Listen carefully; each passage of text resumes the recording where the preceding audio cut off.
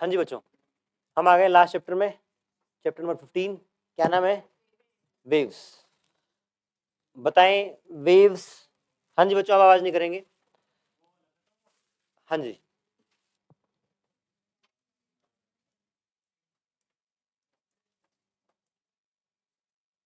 Chapter 15 waves. Waves word सुनते ही आपके दिमाग में क्या पिक्चर आती है, कौन सा एग्जांपल ध्यान आता है? ऐसे ऐसे ध्यान आती है, ठीक आती है।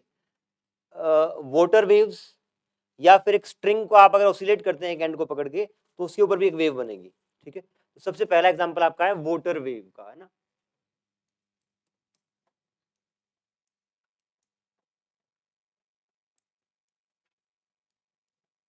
या फिर स्ट्रिंग वेव, स्ट्रिंग के ऊपर जो वेव बनती है वो है वाटर वेव का। जो आपने एग्जांपल देखा है उसमें ऐसा होता है, ऐसा लगता है कि जैसे कुछ बाहर की तरफ, मान लो ऐसे वेव जा रही है इस साइड, तो लगता है कि ऐसे कुछ बाहर जा रहा है। तो क्या पानी के पार्टिकल्स जो हैं वो बाहर की तरफ एक्चुअल में जाते हैं क्या? रिपीट करता हूं सवाल को। अगर आपकी वेव ऐसे बन रही है, ऐसा लगता है कि पानी बाहर की तरफ जा रहा है, पर क्या एक्चुअल में वाटर पार्टिकल्स आगे मूव कर रहे होते हैं क्या? हाँ कि ना? नहीं कर रहे होते। देखो होता क्या है, फॉर एग्जाम्पल अगर कई बार आपने बारिश में देखा भी हो, मान लो एक थर्मोकोल की शीट का टुकड़ा है, छोटा सा बहुत हल्का पार्टिकल है, और वेव बन रही है, तो वेव गुजर जाएगी और वो वहीं पे ऑसिलेट करता रहता है। देखा किसी ने? अगर वेव्स ऐसे जा रही हैं, आगे बारिश आए तो देखना, आप देखा करें, आप आंख खोल के रखा करें, वेव्स बनेंगी तो थर्मोकोल की शीट का टुकड़ा वहीं पे मतलब ऊपर नीचे होगा और वेव आगे ट्रेवल कर जाएंगी। बेसिकली होता है क्या है कि पानी के पार्टिकल्स अपनी ही जगह पर ओसिलेट करते हैं, ऐसा लगता है कुछ बाहर की तरफ जा रहा है। सेम आप देख सकते हैं रस्सी के पार्टिकल्स में, जब आप रस्सी को ऐसे करते हैं तो क्या रस्सी के पार्टिकल्स आगे जाते हैं क्या? जो मैंने पार्ट जहां से रस्सी को पकड़ रखा है वो पार्टिकल मेरे हाथ में ही है, ऐसे लगेगा कि रस्सी में कुछ आगे जा रहा है, बट वो पार्टिकल आगे मूव नहीं करेगा। होता क्या है कि हर पार्टिकल अपनी ही जगह पे खड़ा खड़ा ऑसिलेट करता है, और ऐसा परसेप्शन बनता है कि कुछ चीज बाहर की तरफ जा रही है। ठीक है, और इसको आप ऐसे भी देख सकते हैं, स्ट्रिंग की बात करें, या स्ट्रिंग को आप मान लें कि ऐसे एक चेन की तरह है।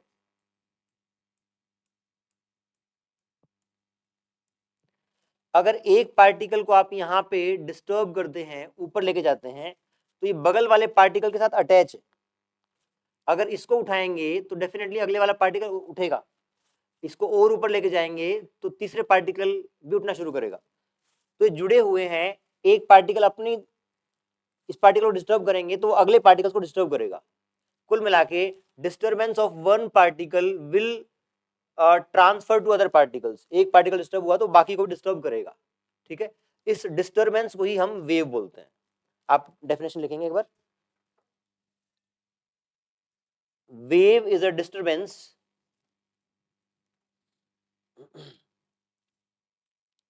wave is a disturbance that propagates spelling आपकी propagates in space, comma, transport energy and momentum, transport energy and momentum from one point to another, transport energy and momentum from one point to another without the transport of matter, without the transport of matter.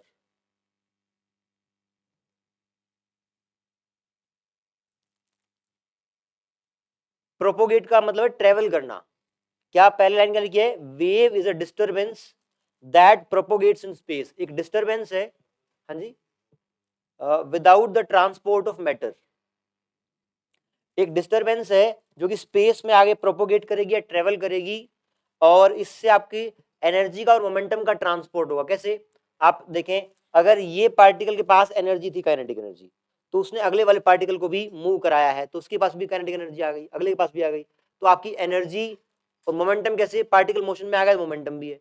तो कुल मिला के wave जब propagate करती है तो energy का और मोमेंटम का ट्रांसपोर्ट होता है, ट्रांसफर होता है without the transport of matter. Particle अपनी जगह पे खड़ा रहेगा लेकिन एनर्जी आगे ट्रांसफर हो जाएगी, मोमेंटम आगे ट्रांसफर हो जाएगा। ये आपकी डेफिनेशन है वेव की। एग्जाम्पल आप साथ में लिख लें इसके बाद। Example of wave is water wave and string wave.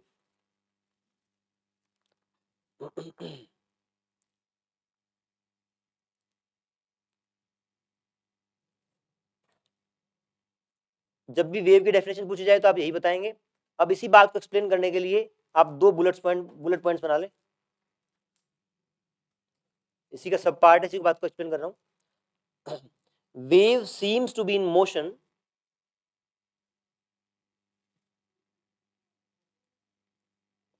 wave seems to be in motion, comma, gives a perception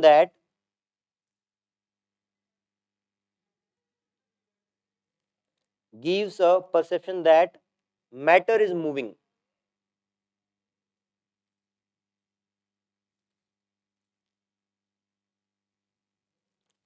but in reality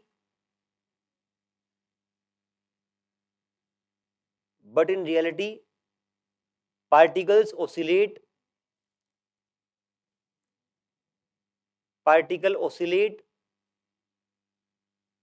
at their position and do not move with wave, and do not move in forward direction। लिख लें, do not move in forward direction। particles oscillate at their position and do not move forward। आगे की तरफ particle का motion नहीं होता है, अपनी जगह पर ऑसिलेशन रहता है। ठीक है, एक और बुलेट पॉइंट बना लेंगे।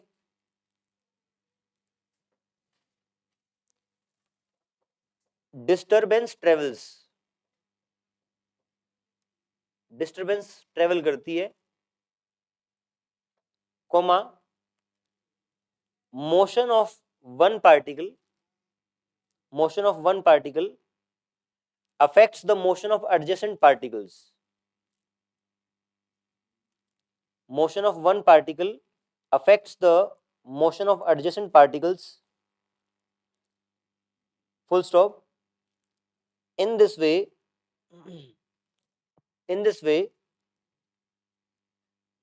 disturbance travels and transport of energy and momentum take place। transport of energy and momentum takes place।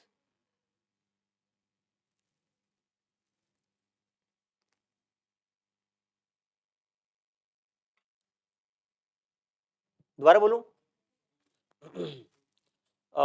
motion of one particle affects motion of adjacent particles, full stop। in this way disturbance travels and transport of energy and momentum takes place।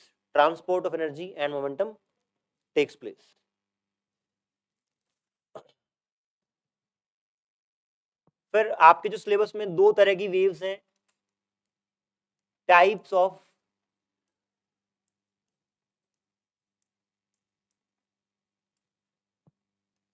एक है transverse wave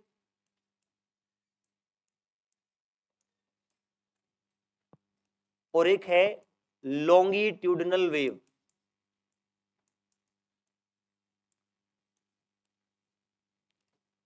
किसी को पता है तो बताएं क्या होती हैं, कोई एग्जांपल बताओ। नहीं पता, पहले वर्ड कभी नहीं आया आपके पास? हाँ, एग्जांपल लॉन्गिट्यूडिनल वेव का साउंड वेव है।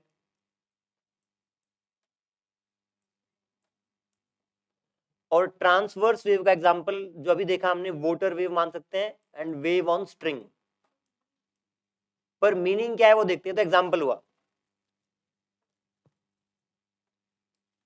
ट्रांसवर्स वेव की बात करें तो आप देखें, जब ये वेव आगे मूव कर रही है तो वोटर पार्टिकल अपनी पोजीशन पर ही ऑसिलेट कर रहा है, हर पार्टिकल अपनी अपनी पोजीशन पर ऑसिलेट कर रहा है। यहां वाला पार्टिकल अभी यहां पे है, यहां वाला पार्टिकल अभी यहां पे है, इस लोकेशन में जो पार्टिकल है वो यहां पे। मान लो कि रस्सी को मैंने ऐसे मैं ऑसिलेट करा रहा हूं, रस्सी वेव ऑन स्ट्रिंग है, तो जहां पे रस्सी होगी वहीं पे तो पार्टिकल होगा। मेन पोजीशन से यहाँ पे पार्टिकल है, यहाँ पे पार्टिकल है, ये पार्टिकल हर पार्टिकल अपने अपनी पोजीशन पे ऑसिलेट करेगा और हमें लगेगा कुछ आगे मूव कर रहा है। ठीक है, इस केस में वेव का मोशन हमें इस डायरेक्शन में दिखता है और पार्टिकल्स का ऑसिलेशन इस डायरेक्शन में, दोनों परपेंडिकुलर डायरेक्शन में है। तो अगर direction of propagation of wave is perpendicular to the direction of oscillation of particles, तो आपकी ट्रांसवर्स वेव होती है। देख लें आप इस बात को। when the direction of propagation of wave when direction of propagation of wave is perpendicular to the oscillation of particles, wave is called transverse wave. Direction of propagation of wave is perpendicular to the direction of oscillation of particle. Particle की oscillation करने की direction और wave के आगे बढ़ने की direction दोनों perpendicular हैं आपस में, इसको बोलते हैं ट्रांसवर्स वेव। वाटर वेव या स्ट्रिंग वेव इसका एग्जांपल है। साउंड वेव, साउंड वेव में क्या कैसा मोशन रहता है पार्टिकल्स का, पता है किसी को? बताओ तो। वाइब्रेशनल रहता है। फॉर एग्जांपल अभी जब मैं बोल रहा हूं आपको सुनाई दे रहा है, तो हो क्या रहा है, मेरी वोकल कॉर्ड एयर पार्टिकल्स को वाइब्रेट करा रही है, वो वाइब्रेशन ऐसे आगे होता हुआ आप तक पहुंचेगा। जैसे वो ना, तो स्लिंग बोलते हैं उसको, एक या क्या बोलते हैं, वो आता है स्प्रिंग टाइप सा, उसका ऐसे मूव कराते हैं, तो आपके पार्टिकल्स ऐसे ऐसे होते हुए आगे बढ़ रहे हैं। तो पार्टिकल्स इस केस में भी, जो आपकी साउंड वेव का एग्जांपल है उसमें क्या हो रहा है, बहुत सारे पार्टिकल्स हैं एयर के,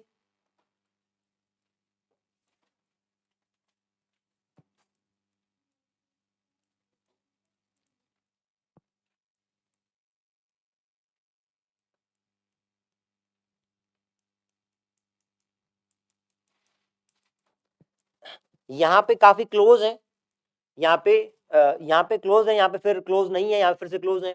होगा क्या, जैसे अगर मैं एक लेयर ऑफ पार्टिकल्स को कंसीडर करूं, let's say this layer of particles, ये लेयर ऑफ पार्टिकल अपनी ही जगह पर ऑसिलेट करेगी और ये पार्टिकल ऐसे ऐसे करते हुए आपको मूवमेंट कैसा दिखेगा वेव का, इस तरीके से आगे ऐसे मूव होता हुआ। तो यहाँ पे डायरेक्शन ऑफ वेव किस साइड है, इस साइड, और पार्टिकल की ऑसिलेशन किस साइड है, वो भी इस साइड ही है ना। जब direction of propagation of wave and direction of oscillation of particles is in same direction, तो लॉन्गिट्यूडनल वेव होती है। लिख लें आप, direction of, when direction of propagation of wave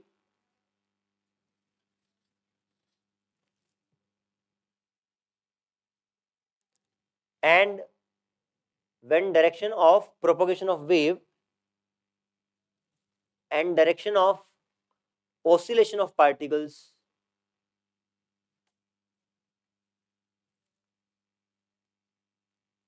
are same, wave is longitudinal wave। longitudinal wave example क्या है, sound wave, sound wave example है आपका।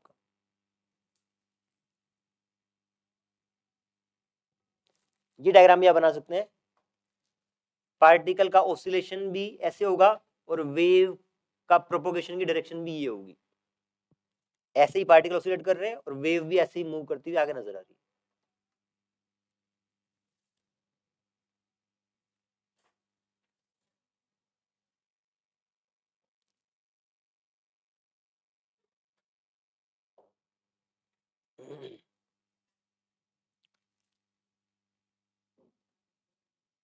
डन।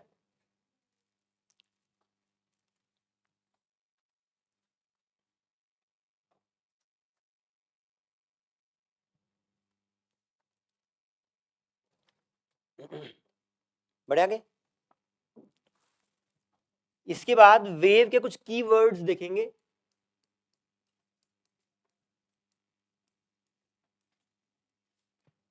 सबसे पहला कीवर्ड है वेवलेंथ।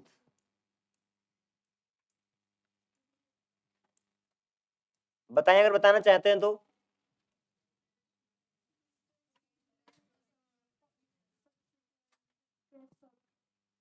हाँ, जो आपका पार्टिकल का मैक्सिमम डिस्टरबेंस है उसको बोलते हैं ऊपर की साइड क्रेस्ट, जो हाईएस्ट पॉइंट है, और जो लोएस्ट पॉइंट उसको बोलते हैं trough.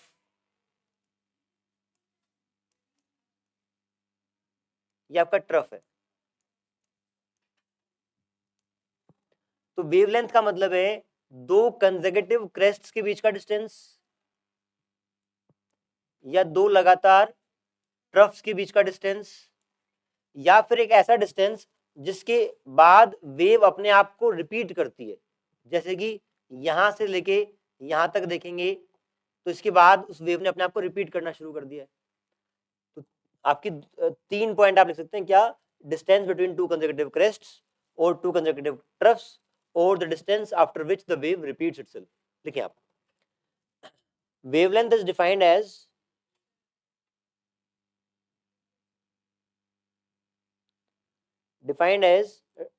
distance between two consecutive crests और two consecutive troughs।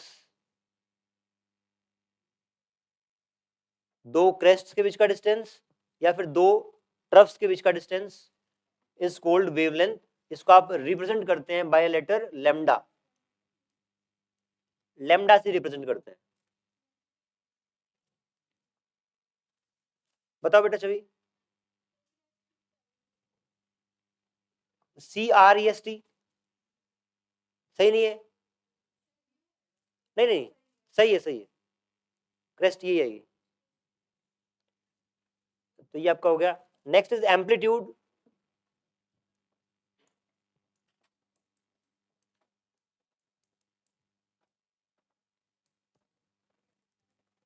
बताएं क्या होता है? हाँ, एक्चुअली आपके पार्टिकल की मीन पोजीशन से जो मैक्सिमम डिस्टरबेंस है उसको आप एम्पलीट्यूड बोलते हैं। नोट डाउन करें, maximum disturbance of particle from its mean position,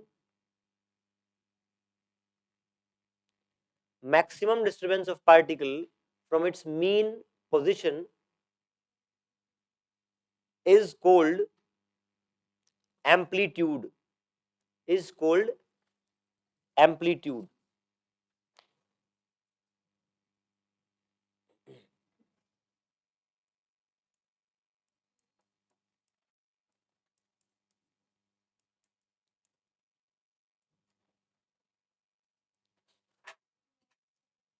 next is time period।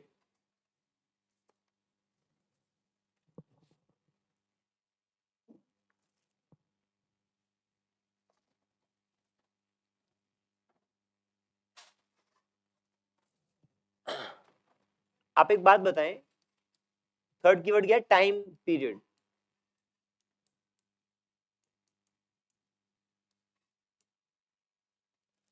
अगर एक रस्सी है, मान लेते हैं कि एक एंड से बंधी हुई है और दूसरा एंड फ्री है जिसको मैं मूव करा सकता हूं।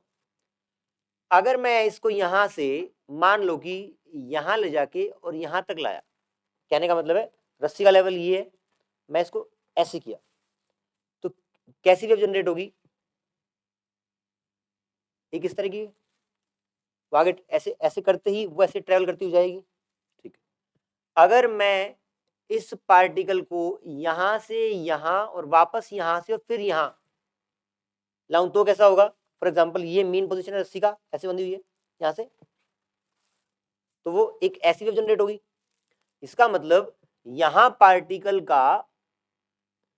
पार्टिकल का एक ऑसिलेशन हुआ तो उससे एक वेव जनरेट होती है।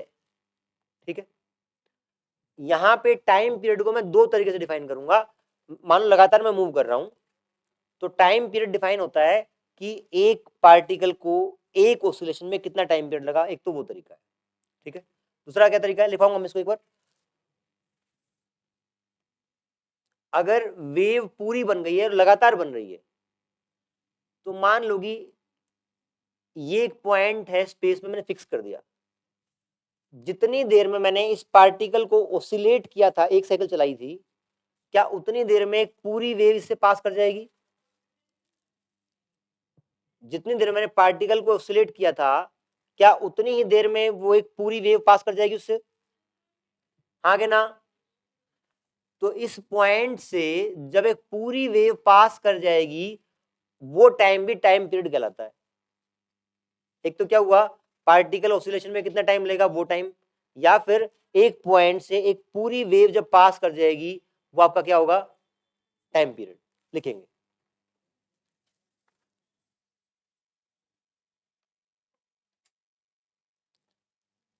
Time taken by a particle to complete one oscillation,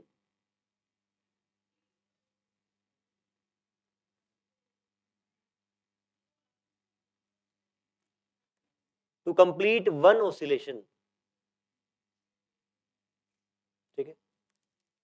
second definition लिखेंगे इसकी, इसी की second definition, time taken by a wave, time taken by a single wave, single wavelength लिख लो आप, time taken by a single wavelength to cross a given point in space, to cross a given point in space,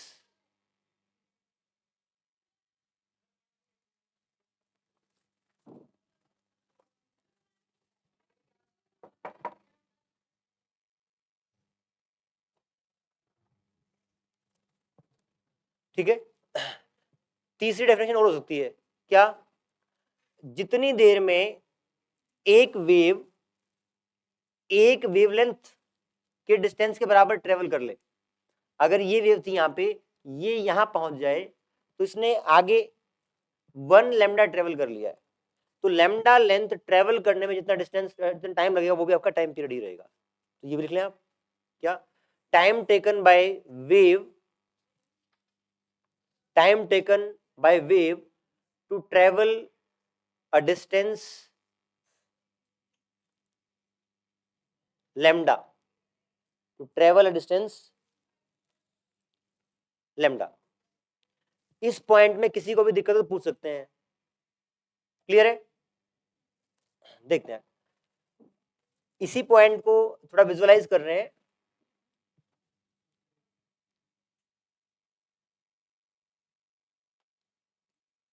ये वो वाला and था आपका जहां से आप वेव जनरेट कर रहे हैं, ठीक है।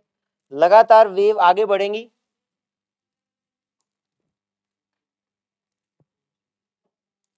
देखो भाई, अगर ये वेव आगे जा रही है तो अगले ही मोमेंट पे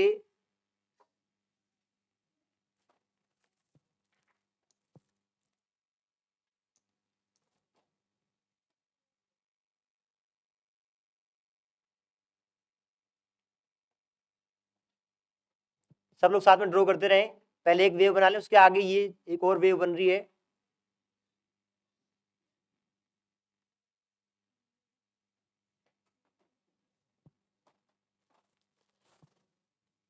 ये वेव अगले मोमेंट पे यहां दिखेगी, इससे अगले मोमेंट पे थोड़ी और आगे आ जाएगी,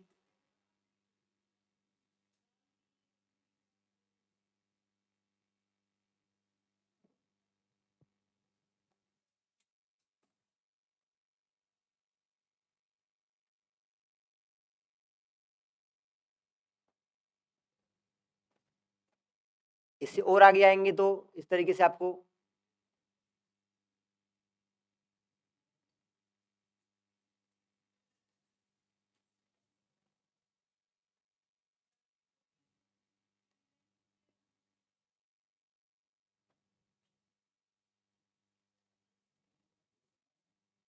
हाँ ड्रॉ करना है आपको,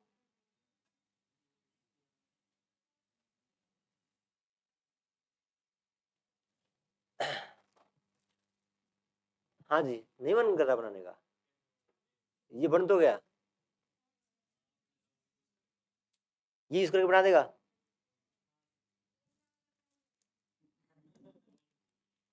देखें ध्यान से, यहां से हम क्या देखना चाह रहे हैं, फॉर एग्जाम्पल एक पार्टिकल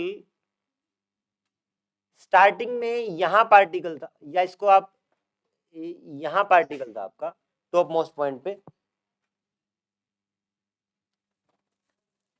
जैसे वेव आगे बढ़ेगी तो क्या ये पार्टिकल यहां आ जाएगा, और आगे आएगी तो ये पार्टिकल आगे आ जाएगा, ये और आएगी तो यहां, यहां, यहां।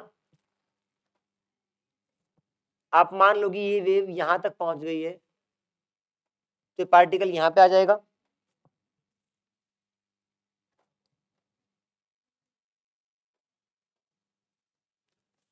अभी देखें ध्यान से, बहुत ध्यान से, ये वेव यहां थी और यहां पहुंच गई है। आप बताएं यहां से यहां तक का डिस्टेंस कितना हुआ इन टर्म्स ऑफ लेमडा, यहां से यहां तक का डिस्टेंस कितना हुआ इन टर्म्स ऑफ लेमडा, बताएं। लेमडा बाय 4, क्योंकि आप देखें ये इतना पोर्शन वेवलेंथ का 1/4 है, ये भी 1/4 है, तो यहां से यहां तक ये वेव जो मैंने पहले व्हाइट में दिखा रखी है, बाद में ये व्हाइट में दिखाई है, तो लेमडा बाय 4 डिस्टेंस वेव ने आगे ट्रेवल कर लिया है। पार्टिकल टॉप मोस्ट पॉइंट से कहां पे आ गया है, मीन पोजीशन पे। तो जो आपका ऑसिलेशन है पार्टिकल का, वो भी अपने कंप्लीट साइकिल का 1/4 पार्ट कवर कर चुका है। तो ये रिलेट आपको करना आना चाहिए कि इस पॉइंट से अगर लेमडा बाय 4 वेव आगे गुजरी है तो पार्टिकल का ऑसिलेशन 1/4 ऑफ कंप्लीट साइकिल हुआ है। अगर ये वेव और आगे आ जाए तो ये पार्टिकल, इसके बाद देखें आप, इसके बाद वेव कहां बनेगी, यहां जब वेव बनाएंगे तो उसका पीछे वाला पार्ट यहां ऐसे होगा, फिर और आगे ऐसे जाएगी ऐसे, तो पार्टिकल नीचे आता जाएगा। तो कुल मिला के मैं इससे यही प्रूव करना चाह रहा हूँ, विजुअलाइज आपको करवाना चाह रहा था कि जैसे जैसे वेव इस पॉइंट से गुजरेगी वैसे वैसे पार्टिकल का ऑसिलेशन होगा, और पूरी वेव गुजर गई तो पार्टिकल का ऑसिलेशन पूरा हो जाएगा। तो एक पॉइंट से, एक पर्टिकुलर पॉइंट से पूरी वेवलेंथ के गुजरने का टाइम और पार्टिकल के ऑसिलेशन का टाइम बराबर होता है। क्लियर है, बना लें डायग्राम।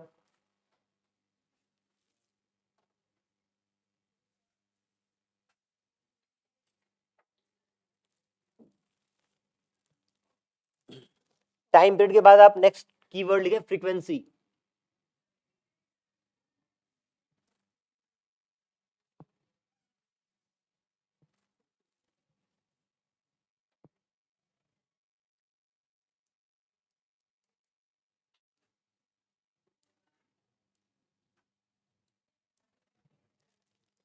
बताएं फ्रीक्वेंसी क्या होती है।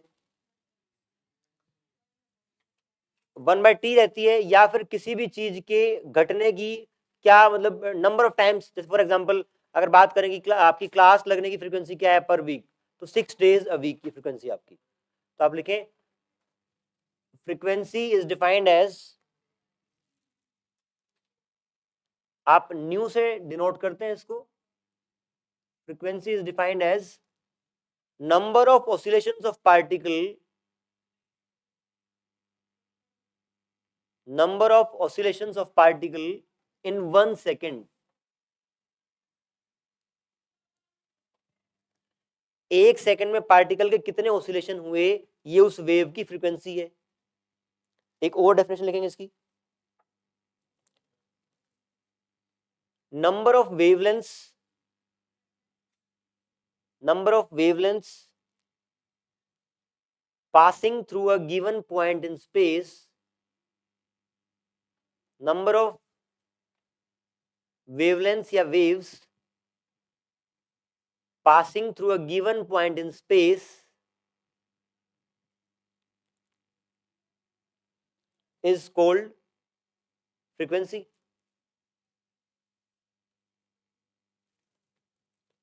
फॉर्मूला क्या होगा, nu is equals to 1/t। T second लगे थे एक ऑसिलेशन में, तो एक सेकंड में कितने ऑसिलेशन होंगे, 1/t, ये आपकी फ्रीक्वेंसी कहलाती है। ठीक, नेक्स्ट टर्म लिखें wave, sorry phase, fifth is phase.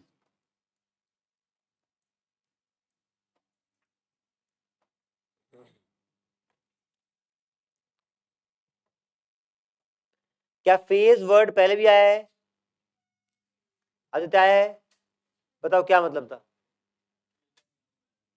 हाँ तो क्या मतलब था फेज का, तो बता दे, कौन बताएगा। एंगल, किस चीज का एंगल,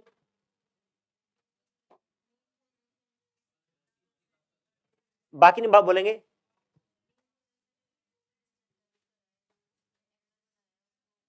किसने किसने एंगल बनाया,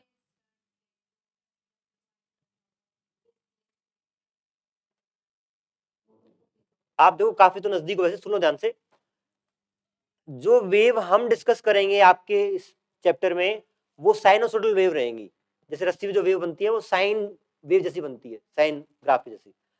तो साइन ग्राफ है, इस केस में जो पार्टिकल का ऑसिलेशन होगा वो एसएचएम होगा। पहली बात तो आप यहाँ पे वैसे ये नोट कर लें कहीं पे, यहाँ पार्टिकल का जो एसएचएम रहेगा, पार्टिकल का जो ऑसिलेशन रहेगा वो एसएचएम भी होगा। बट ये हमेशा वैलिड नहीं होगा। फॉर एग्जाम्पल, किसी न किसी तरीके से अगर आपने ऐसी वेव बनाई है, पता नहीं वो कैसे बनी है, वो क्रॉस कर रही है, उस केस में पार्टिकल से वो गुजरेगा तो वो एसएचएम नहीं कराएगा, ऑसिलेशन कराएगा। पर अगर साइन साइन वेव बनी आपकी तो आपका पार्टिकल एसएचएम करेगा। अब पार्टिकल जब भी एसएचएम करता है, उसके एसएचएम के मोशन को हम एक रोटेटिंग वेक्टर से रिप्रेजेंट कर सकते हैं। एसएचएम में पार्टिकल का जो डिस्प्लेसमेंट है मीन पोजीशन से, वो और उसको रिप्रेजेंट करने वाला एक रोटेटिंग वेक्टर का projection on Y axis are same thing. Shlok clear है, पॉइंट बता क्या है। हाँ जी, नहीं है।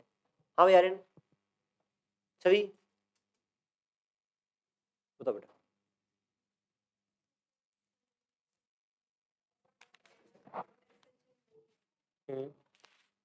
देखो मैं बोल रहा हूं, अगर वेव आपकी साइन वेव जैसी है, उस केस में पार्टिकल एसएचएम करेगा, एक बात। दूसरी बात, एसएचएम करते हुए पार्टिकल के पोजीशन को हम एक रोटेटिंग वेक्टर से भी डिनोट कर सकते हैं। किसी रैंडम टाइम टी पर जो पार्टिकल की पोजीशन होगी वो और रोटेटिंग वेक्टर का projection on Y axis are same thing. ठीक है, तो जो एक एसएचएम को रिप्रेजेंट करने वाला, सुनेंगे ध्यान से, एसएचएम को रिप्रेजेंट करने वाला रोटेटिंग वेक्टर का एंगल इज कॉल्ड फेज। हाँ जी भाई साहब, आराम से बोलूं और आराम से। एसएचएम को रिप्रेजेंट करने वाला रोटेटिंग वेक्टर का जो एंगल है उसी को आप फेज बोलते हैं। फेज क्या बताता है, फेज बताता है कि एसएचएम करने वाला पार्टिकल कौन से फेज में है। फेज माने मीन पोजीशन से ऊपर की तरफ जा रहा है, नीचे की तरफ जा रहा है, पोजीशन पॉजिटिव है नेगेटिव है, वेलोसिटी पॉजिटिव है नेगेटिव है, वो सब बताता है। क्लियर है, तो लिख लिया आप फेज के बारे में। Quantity which tells, quantity which tells about state of motion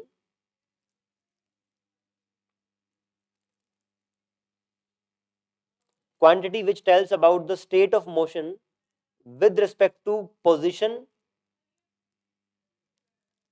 and direction of velocity, quantity which tells about the state of motion with respect to position and direction of velocity of particle, direction of velocity of particle at a given position and time, at a given position and time। मैंने यहाँ पे वो नहीं लिखवाया है, phase मैं already समझा चुका हूँ सिस्टम में डिटेल में। ठीक है, बस यहाँ पे आपको ये बताएगी वो क्या बताता है। Next term is wave number.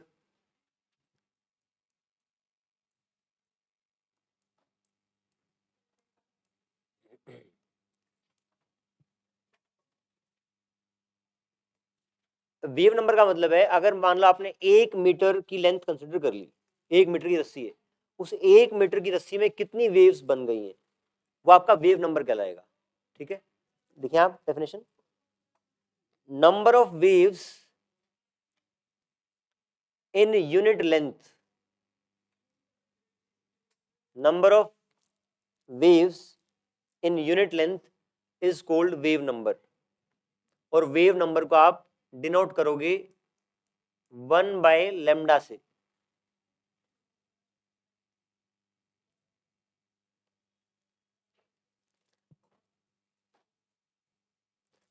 ठीक है ना, 1/λ करने से आपके पास नंबर ऑफ वेव्स आ जाएंगे 1 मीटर में। ठीक, नेक्स्ट आप लिखें angular wave number, angular wave number और propagation constant, angular wave number और प्रोपोगेशन कांस्टेंट।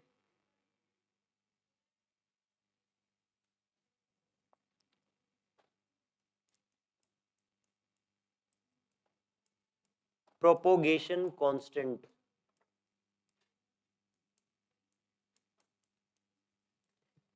के से डिनोट करते हैं, और इसकी वैल्यू होती है 2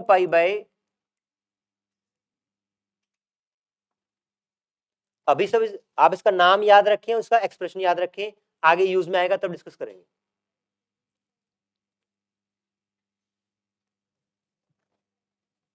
नेक्स्ट,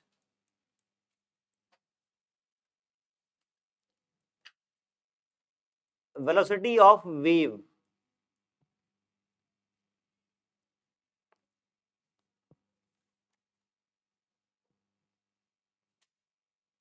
आप ये बताएं क्या पार्टिकल की वेलोसिटी और वेव की वेलोसिटी दो अलग अलग चीजें हैं क्या? पार्टिकल तो अपनी जगह पे खड़ा खड़ा ऑसिलेट कर रहा है और उसकी वेलोसिटी लगातार बदलेगी, जब वो एक्सट्रीम पोजीशन पे होगा तो उसकी वेलोसिटी कितनी होगी? 0, है ना। जब पार्टिकल एसएचएम में अपनी एक्सट्रीम पे होता है तो वेलोसिटी 0 होती है, तो आपकी उसकी वेलोसिटी बदल रही है। वेव की वेलोसिटी का मतलब है जिस जो आपको परसीव हो रहा है कि ये किस स्पीड से आगे है, मुझे मूव होती हुई दिखाई दे रही है, वो आपकी वेव वेलोसिटी है। लिखेंगे आप इसको, the velocity with which, the velocity with which disturbance travels, disturbance travels is called wave velocity।